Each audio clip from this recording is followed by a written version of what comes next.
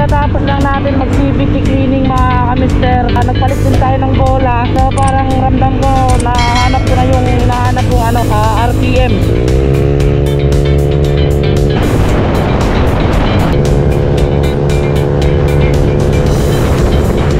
Bigyan ko din kayo ng tips mga kamister sa pagtutono ng CVT. So kahit anong pulisit man yan mga kamister, gagawa kayo ng pinaka baseline ninyo. Bali pag stock lang yung makina mga kamister sa mga springs, yung pinaka baseline lang natin.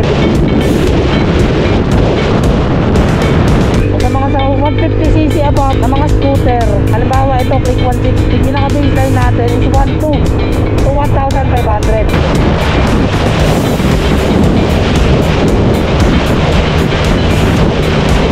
My next vlog! Peace!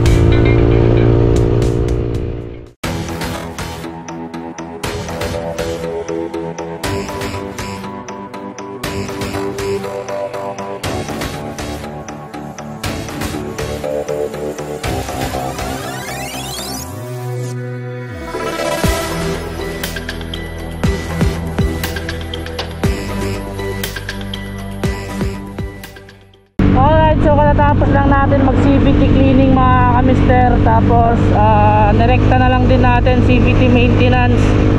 Tinek natin kung ano yung mga pyesa na kailangan palitan para mapalitan maagapan agad natin mga kamister, para hindi lumala o hindi mas lalong masira yung mga CVT parts natin. So yung ginawa natin kanina mga kamister, una is nagpalit tayo ng bell. Binalik muna natin sa stock bell mga kamister, yung pinaka stock ng Click 160. Kasi kung makikita nyo nga sa video kanina is kumayod na yung napudpud na yung groove ng speed tuner bell natin mga kamister. Kaya mabibrate na siya mga kamister, nakakakos na siya ng konting dragging, at saka parang ramdam mong parang may kumakayod. So para hindi mas lalong masira yung clutch lining natin, so pinalitan muna natin ng stock belt. Saka subukan na lang din natin, malay natin goods din yung clutch, yung stock na belt ng Click 160. Pangalawa mga kamister is nagpalit din tayo ng pinalitan din natin yung clutch spring. Kasi yung 1,500 na clutch spring natin mga kamister, parang feeling ko na siya, malambot na. Kasi matagal na yun last year pa yun. Tapos kinabit lang natin dito kay Click 160. So pinalitan din natin, may nakatago pa akong 1,500 na clutch spring dito. So yun muna pinalit natin. So obserbaran pa rin natin. Pangatlo mga kamister is nagpalit din tayo ng bola. Total of 63 grams pa rin mga kamister, pero pinalitan natin ng 911. So imbes na straight 10 grams yung bola natin, nagpalit tayo ng 9 grams, tatlong 9 grams at saka tatlong 11 grams. Kasi mga kamister, parang naghahanap pa ako ng ng konting RPM. Iba pa rin yung takbo ng combination mga kamister, ng may 9 na mas magaan at saka may mas mabigat kaysa sa straight 10 grams. So pero suma total mga kamister, pa rin yun, total of 63 grams pa rin mga kamister. So subukan lang muna natin ngayon. Pero parang ramdam ko, nahanap ko na yung hinahanap kong RPM. Mabilis lang umakyat.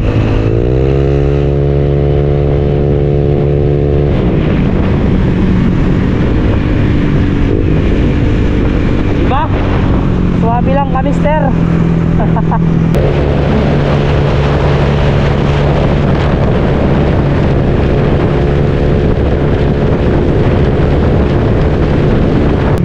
Bigat ng bell natin kamister. Tagal dumulo. Tagal dumulo mga kamister ng bell natin, ng stock bell. Tapos pakiramdam ko medyo duda ako dun sa clutch spring. Parang hindi siya 1,500. Duda ko lang. So kailangan pa rin natin magpalit, kailangan pa rin natin bumili mga kamister. So habang pansamantagal, di pa tayo nakakabili, ito lang muna gamitin natin.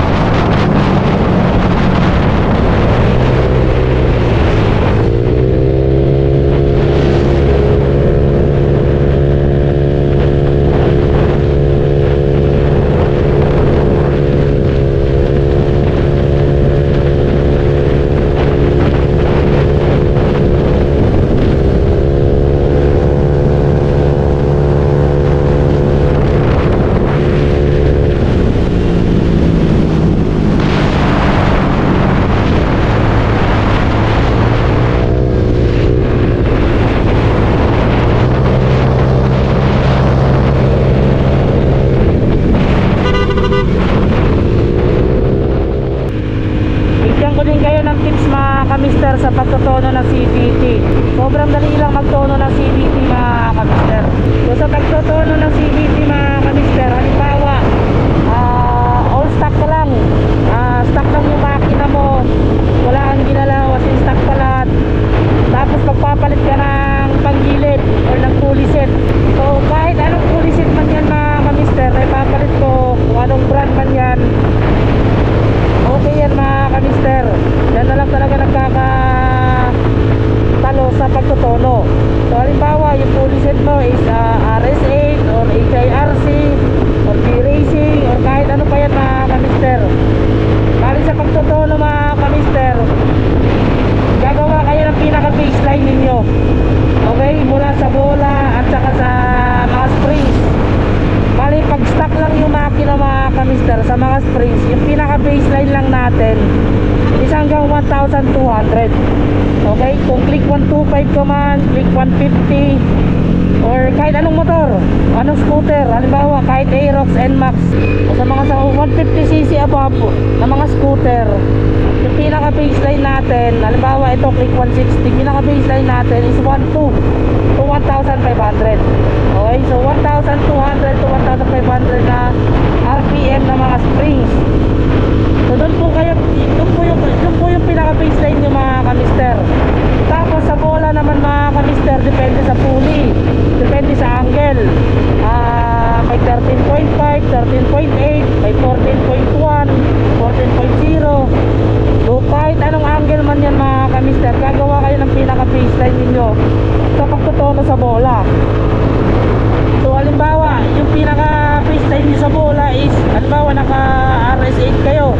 Ang RS8, ang pagkakaalam ko, dual angle yan, isang 13.5 at saka yung pangalawang angle is nasa 13.8 or 14 yung angle. So naghihingi siya ng mas mababang bola. So kahit magsimula kayo sa straight 8, 11 grams or 10 grams, ayan, 10, 11 or 12 grams mga kamister. So kung magtutono kayo, wag muna kayo mag-combination. Straight lang muna, straight 10, straight 11, straight 12. So same sa ibang pulley, IRC man yan or anumang pulley yan. So mag straight lang muna kayo, tapos doon na kayo mag-a-adjust kapag na-testing nyo na. Okay? Halimbawa yung sinalpak ninyo, RS8 pulley, tapos straight 11 grams, tapos 1,200 both springs, clutch at saka center springs. So doon mga kamister, pag tinesting nyo siya, doon nyo naman malalaman, ikaw mismo makakapagsabi kung ano pa yung kulang mga kamister sa motor mo o sa takbo mo. Kulang sa arangkada, kulang sa dulo. So ayan, so doon ka na mag-a-adjust. Kulang sa RPM.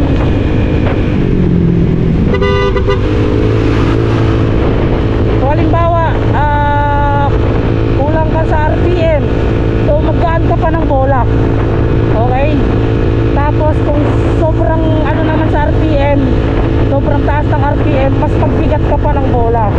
Okay? Tapos sa center spring naman mga kamister, feeling mo sobrang tigas, sobrang kunat, sobrang tagal akyatin yung ano, yung dulo o yung 100 kph or yung 120 kph, magpaba ka pa ng center spring mga kamister.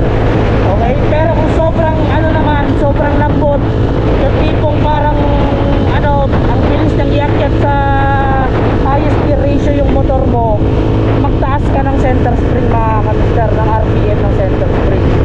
Okay? So sa clutch spring naman mga kamister, halos ganun din.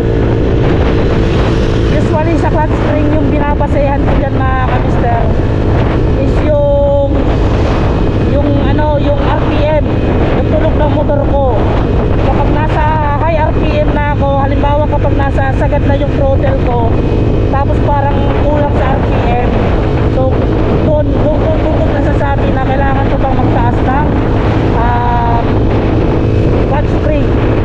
Pero kung sobrang ano naman, sobrang hiyaw na, sobrang tigas na, halos hindi ka na umuusad, puro hiyaw na lang yung motor mo, doon ka magbaba ng clutch spring mga kamister.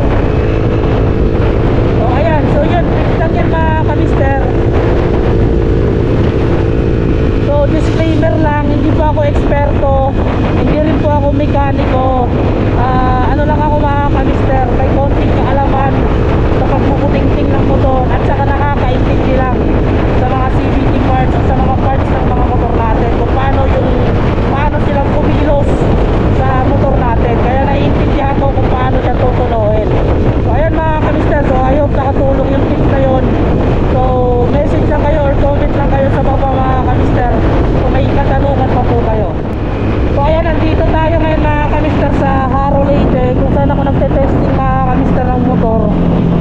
i-testing natin siya ngayon mga kamister.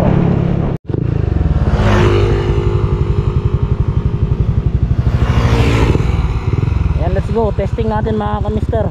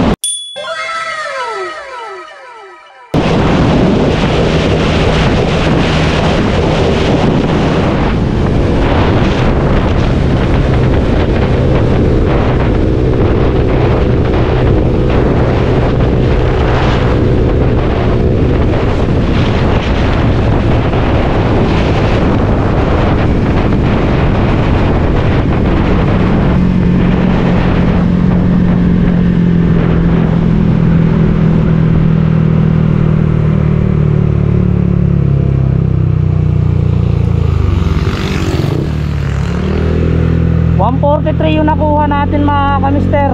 Susubok pa sana ako ng isa, kaso wala na akong gasolina, 1 bar na lang. Try pa kaya natin isa mga kamister. Balik pa tayo. Parang nakulangan ako eh, pero parang ganun na lang